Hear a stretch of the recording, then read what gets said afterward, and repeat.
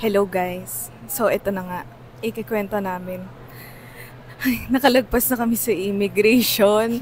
Tapos, nandito na kami sa mga gates. So we're just waiting for the boarding of our flight. So meron pa kaming 3 hours before mag-board yung flight. So we wanted to share kung ano yung naging immigration experience namin for the first time here sa NAIA. Kanina pa namin gustong ikwento. Paunti-unti ko nang kinikwento. Tapos, lagi niya ako sinasaway. Anyway, ayun.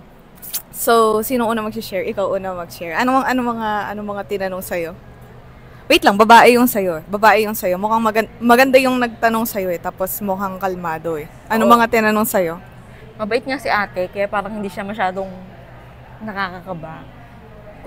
Bali, ang tinanong niya lang, kung first travel, ayun, tapos kung sinong kasama, kung may kamag-anak daw ba. Tapos tinanong niya, sino nagbayad ng flight? E di sabi ko, kanya-kanya po. Paano ginawa niyang pagbabayad? Sabi ko, nag-credit card siya. Tapos, ayun, nagbayad ako sa kanya. Tapos, pwedeng patingin ng may savings ka ba? Sabi ko, meron. Pwede patingin, okay lang patingnan. E di sabi ko, okay, sige, edi login ako. Tapos, tinignan niya, scroll pang gano'n, tinitingnan lahat ng transaction. Okay. Tapos, ano pa? Ayun, hinahanap. Asan yung kasama mo? Tapos, Yun yung hinahanap mo ko. Oo, tinuturo ko. Sabi ko, nandun sa dulo yung ganito rin yung buhok, yung maiksi. Tapos, hanap siya ng hanap ng ganun. Tapos, ayun, dumaan ka sa likod. Natapos na ako. Sabi ko, naku, nasa na kaya si ate? Kasi kinakabahan na ako noon. Parang, yung napunta kasi sa akin, lalaki. Tapos, parang nakasimangot siya. Parang nakaganon talaga siya. Nakaseryoso siyang ganun. Tapos, kasi, guys, di ba, kung na-try niya na to before, kapag nakita niya yung mga immigration officer, ang ganda ng uniform nila, very intimidating. Tapos, simangot? Oo, tapos yung mukha niya nakasimangot. Tapos, nakasalamin siya yung makapal yung frame. Ganon. Tapos, kung makatingin siya sa akin, syempre lumapit ako, parang may patakbo-takbo pa ako, parang akong bouncing na tao. Papalapit ako sa kanya, parang ang jolly-jolly ko. Tapos biglang, hala, ang person nakasimangot, ganon. So, kinabahan ako kasi, kung yung tanong sa akin is medyo mahirap, iniisip ko kung yung sa kanya, mas mahirap din ba? Ganon. So, nung natapos ako, hanap ko kaagad si ate. Binaybay ko yung sa may likod nung sa may immigration. So, pagkakita ko kay ate, nakita ko siya, gaganon-ganon siya. Oh, hinahanap niya kung ganon. Tapos yung immigration officer, gumagano na din. Tapos sabi ko, ate, so ikaw na kang ganon. Kasi alam kong hinahanap nga ako. So, nun, nakita na ako, sabi ko doon sa immigration officer, hello po! Gumana na ako. Tapos after nun, nag-smile yung babae. Kaya parang na-feel ko na parang parang light lang yung naging interview sa'yo. Oo. Ganon. Mga basic lang. Nagbabasa-basa pa nga ako ng mga anong mga immigration experience. Mm-mm. Pero mga basic lang. Tapos yun na yun. Tapos na. Tapos ka na doon? Yun na yun? Tinignan yung ticket, kung kailan binook, tapos tinignan kung may hotel daw ba, edi pinakita ko yung reservation.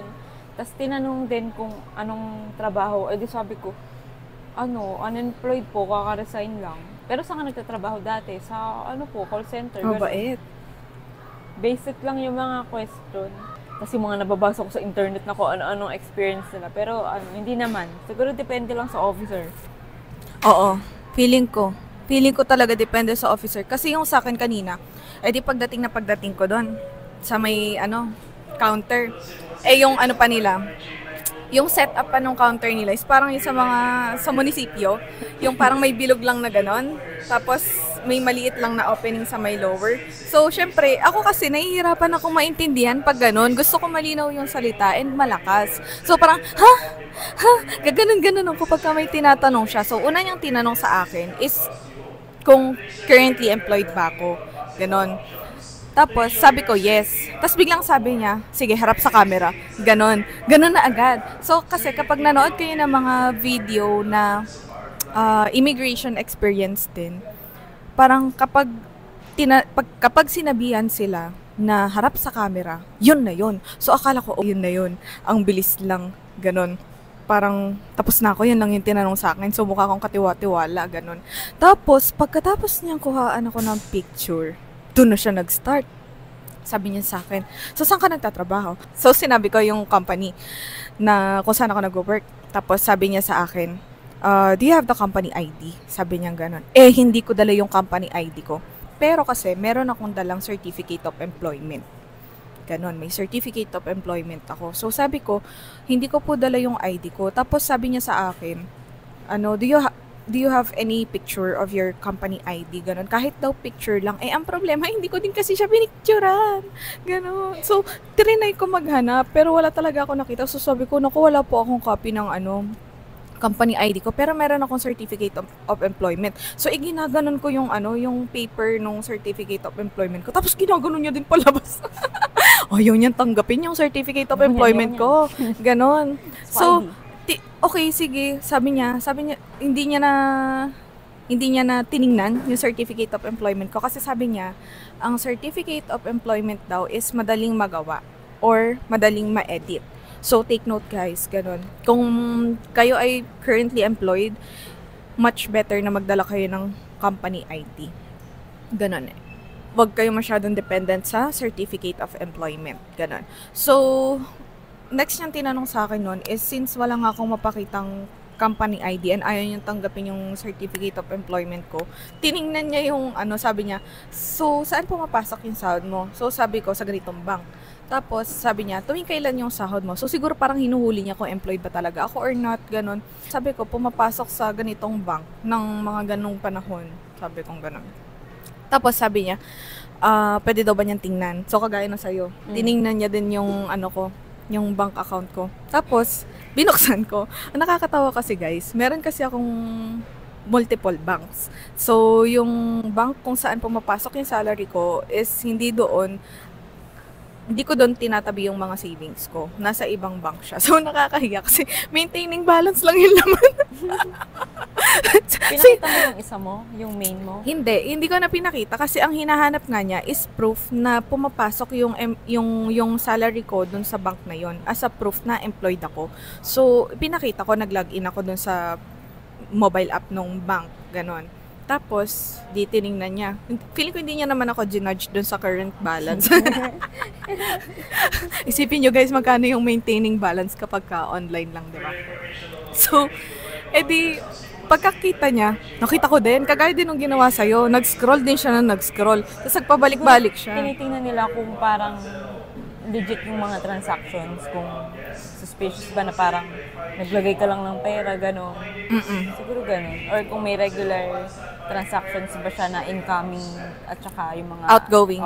Oo. Buti na lang, yun yung primary bank na ginagamit ko pang pay ng bills. So, nandun talaga nanggagaling lahat.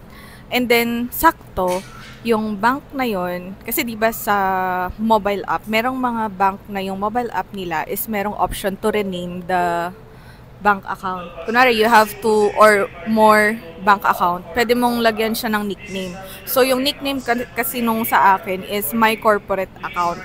So, from there, parang malalaman niya na kasi hindi ko naman mapapalitan yung pangalan or yung nickname ng bank account ko in just a few clicks diba? So, kailangan meron talagang So, feeling ko, nung time na yun, nakita niya na, okay, yun talaga yung corporate account niya.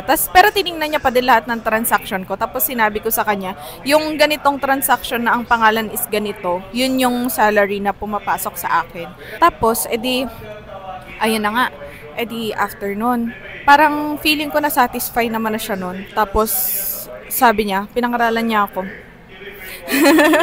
Pinangaralan niya ako. Sabi niya sa akin, sa susunod, dapat daw ang dadalhin is yung company ID and hindi nga daw yung certificate of employment kasi nga, pwede daw yun i-edit or pwede lang daw yun gawain somewhere. Which is correct din naman. So, ayun, tip na lang din is to bring a company ID talaga with you. Ganun. After nun, hanggang dun lang sa bank account umikot yung conversation namin. Tapos hindi niya na ako tinanong kung kailan yung flight pabalik, kung may hotel reservation na ba, or kung ano yung mga itinerary, ganun. Hindi niya na ako tinanong ng ganun. Prepare pa tayo nung mga list ng activities na gagawin namin. Yes, marami kaming pin-prepare. Nagdala pa kami ng birth certificate at saka isa? Yung sa akin, marami kaming dinala. Kasi nag-research nga ako before Kasi tong kung day. ano-ano nang hinihingi. Oo. So, nag-prepare kami. So, ang dinala namin before yung flight na to is number 1, birth certificate. Para kami mag-a-apply. Birth certificate. Tapos, we have the NBI. So, the reason naman kung bakit kami kumuha ng updated na NBI is because meron ako nabasa sa threads na during immigration officer interview niya, parang meron yata siyang kapangalan na, or very common yung pangalan niya na merong records, ganun. So, good thing, meron siyang dalang NBI. So, ipinakita niya na meron siyang NBI, ganun, na clear siya from any criminal record. So, ayun, may dala kaming NBI. Tapos, meron din kaming copy nung list ng itinerary namin. So, naggawa kasi ako ng itinerary namin. Yung mga location na pupuntahan, Mga yung activities.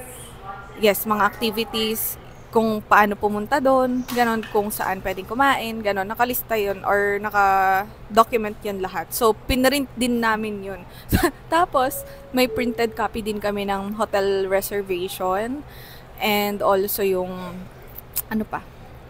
Yung mga binook natin sa crew.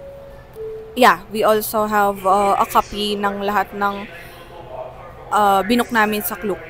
So, Technically, pwede naman siya tiningnan. Kasi ang pinaka-tiningnan, focus lang dun sa bank account, yes. dun sa ticket mo, at saka yung sa hotel. Dun lang. Siguro depende talaga siya sa sa immigration officer kasi may mga Gigisahin ka talaga. may mga ang tawag dito, may mga yung mga nag-fly na ganun talaga yung hiningi sa kanila, yung mga documents na pina-repair namin. Pero yung sa case kasi namin ngayon, siguro bago na or baka ganun na ngayon na ang hinihingi na nila is yung mga related sa company or yung sa mga bank accounts, ganun.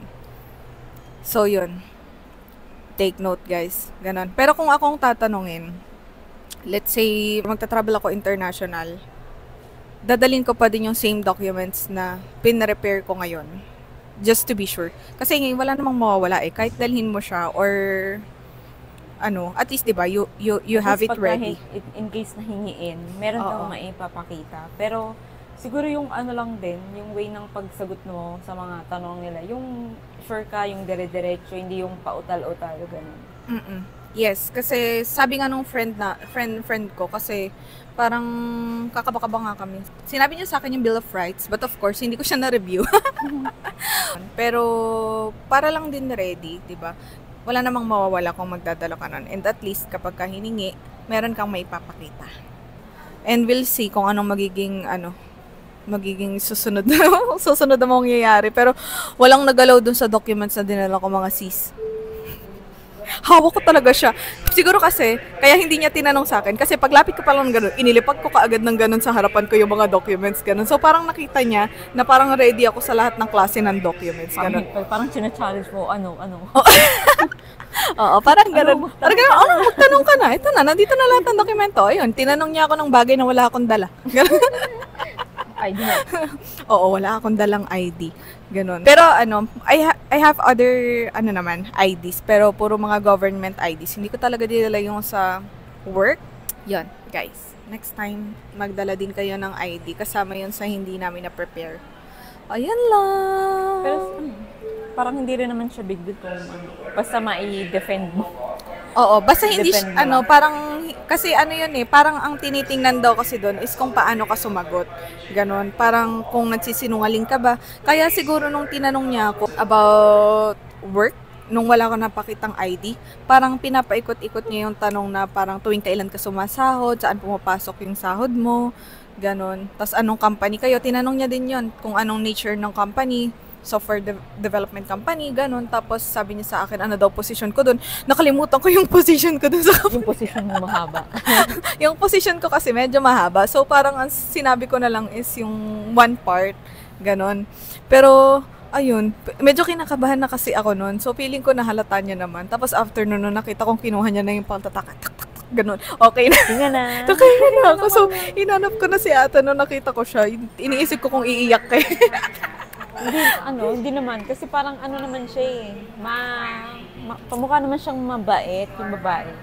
nakikipagtsikahan lang siya dun sa kalapit niya. Oo. Tsaka nakasmile kasi yung babae. Kung kapag nakita nyo yung nag-interview sa kanya, very light talaga ng aura Yung niya. aura niya, oo. Tapos mukha siyang nice, mukha siyang kind. Yung sa akin kasi talaga, talagang nakasimangot siyang ganun sa akin.